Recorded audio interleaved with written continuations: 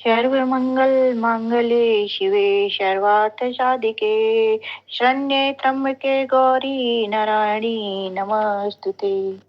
मंत्रों के साथ अष्टमी नवमी को घर पर हवन करने की सरल विधि। जय माता दी। आप सभी को नवरात्रि की अष्टमी नवमी की ढेर सारी शुभकामनाएं। आइए जानते हैं कि पुराणों के अनुसार किसी भी पूजा का पूर्ण फल प्राप्त करने के लिए पूजा अथवा जाप के बाद हवन करने का विधान है। हवन अथवा यज्ञ भारतीय परंपरा के लिए हिंदू धर्म में शुद्धिकरण का एक कर्म कांड है। कुंड में अग्नि के माध्यम से देवी देवताओं के निकट हवन पहुंचाने की प्रक्रिया को हवन कहते हैं। ये वो पदार्थ हैं जिनकी आहुति अग्नि में दी जाती है। नवरात्रि के पावन पर्व पर अष्टमी नवमी तिथि को हवन करने का बहुत महत्व होता है। तो अगर यह हवन आप घर पर करना चाहते हैं, उन परिस्थितियों में आपको किन किन चीजों की जरूरत होगी और क्या विधि आपको करनी चाहिए, यह जानकारी हम आज आपके लिए यहाँ पर लेकर आए हैं। तो चलिए जानते हैं। हवन सामग्री में लिस्ट आपको स्क्रीन पर शो हो रही है कि किन किन चीजों की आपको जरूरत पड़ेगी। सबसे पहले आपको हवन कुंड, आम की लकड़ी और हवन सामग्री में काला तिल, चावल, जवा, गेहूं, पीली सरसों, चना, काली उड़द, गूगल, अनारदाना, बेलपत्र, देशी गुड़ और शुद्ध शहद, साथ में गाय का घी, देसी कपूर, एक दिया। हवन सामग्री मिलाने के लिए एक बर्तन, घी की आहुति डालने के लिए एक चम्मच। इसके साथ आपको चाहिए होगा गंगा जल, एक लोटा जल, एक आचमन, पान का पत्ता, अनारदाना, फल, फूल, भोग के लिए मिष्ठान। हवन शुरू करने के लिए सबसे पहले स्नान करने के बाद स्वच्छ वस्त्र धारण करना चाहिए और उसके बाद जो हवन सामग्री हमने आपको बताई है, उसके हवन सामग्री को अच्छी तरह से एक बर्तन में मिलाकर बाद में हवन कुंड को घर के ऐसे स्थान पर स्थापित करें जहां पर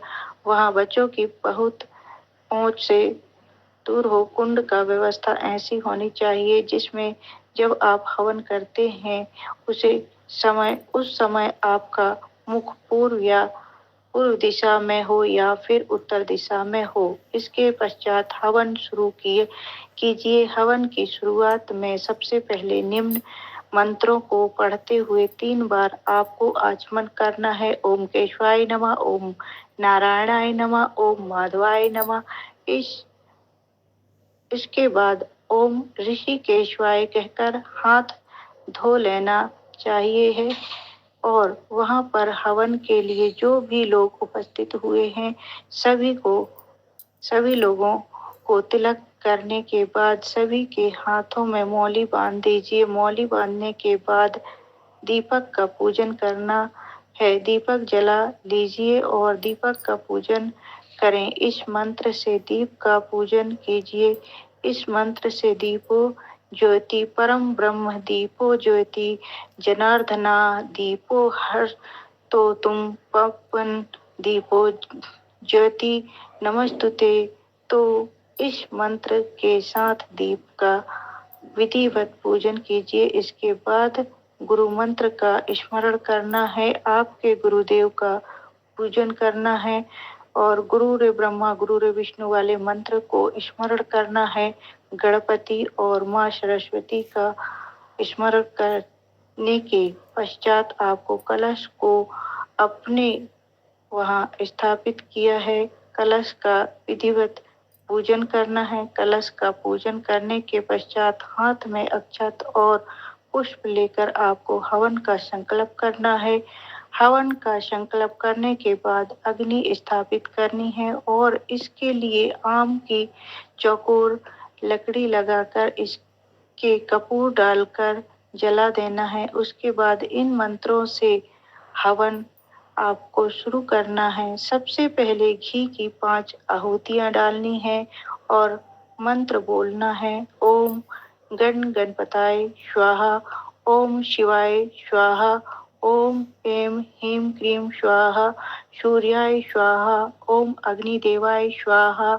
इसके बाद हवन सामग्री से हवन शुरू कीजिए और मंत्र है ओम अग्नियाय नमः स्वाहा, ओम अग्निदेवाय नमः स्वाहा, ओम गणेशाय नमः स्वाहा, ओम गौर्याय नमः स्वाहा, ओम नवग्रहाय नमः स्वाहा, ओम दुर्गाय नमः स्वाहा, ओम महाकाली नमः स्वाहा, ओम हनुमते नमः स्वाहा, ओम भैरवाय नमः स्वाहा, ओम कुलदेवी देवताय नमः स्वाहा, ओम स्थान देवताय नमः स्वाहा, ओम ब्रह्माय नमः स्वाहा, ओम विष्णुदेवाय नमः स्वाहा, ओम शिवाय नमः स्वाहा, ओम जयंती मंगला काली भद्रकाली दुर्गा क्षमा धात्री शिवा धात्री स्वाहा नमस्तुते स्वाहा।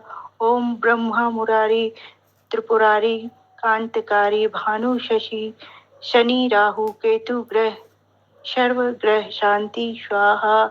ओम गुरु ब्रह्मा गुरुर्विष्णु देवो महेश्वरा गुरुर साक्षात् परम ब्रह्म तस्मै श्री गुरुवे नमः स्वाहा।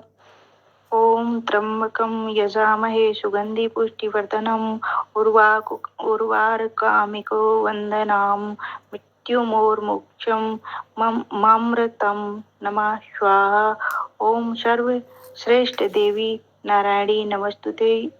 इसके बाद नारायण नवाड़ मंत्र से एक माला हवन करना है तो कर सकते हैं। नवाड़ मंत्र है ओम ऐं ह्रीं क्लीं चामुंडाय विचे।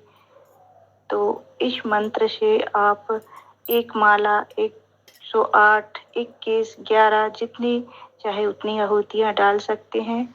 तो इस मंत्र से हवन करना है। इसके बाद नारियल में छेद करके इसमें घी भरकर लाल वस्त्र में लपेटकर धागा बांधकर 5 सुपारी लौंग इलायची बतासा अन्य चीज प्रसाद में रखकर पूर्ण आहुति का मंत्र बोलें। और पूर्ण आहुति का मंत्र है इस प्रकार स्क्रीन में आपको दिखाई दे रहा है। और परिवार सहित आरती करके अपने द्वारा किए हुए अपराधों के लिए क्षमा याचना करें। और जो भी गलतियां हुई हैं उनके लिए माता रानी से क्षमा जरूर मांगें। यह बहुत जरूरी होता है। क्षमा याचना के लिए जो मंत्र बोला जाता है वह मंत्र है स्क्रीन में। और उसके बाद विसर्जन के लिए अक्षत हाथ में लेकर मंत्र का उच्चारण करना है। और पूजा वाले स्थान में आपको अक्षत छोड़ देना है। तो इस प्रकार आप बहुत आसान तरीके से अपने घर में हवन संपन्न कर सकती हैं नवरात्रि का। तो हम आशा करते हैं जानकारी अच्छी लगी हो तो वीडियो लाइक शेयर करें, चैनल को सब्सक्राइब कर लें। ऐसी ही पूजा पाठ व्रत उद्यापन कथा उपाय की जानकारी के लिए जय माता दी, जय माता दी। माता रानी आप सभी की मनोकामनाएं पूर्ण करे।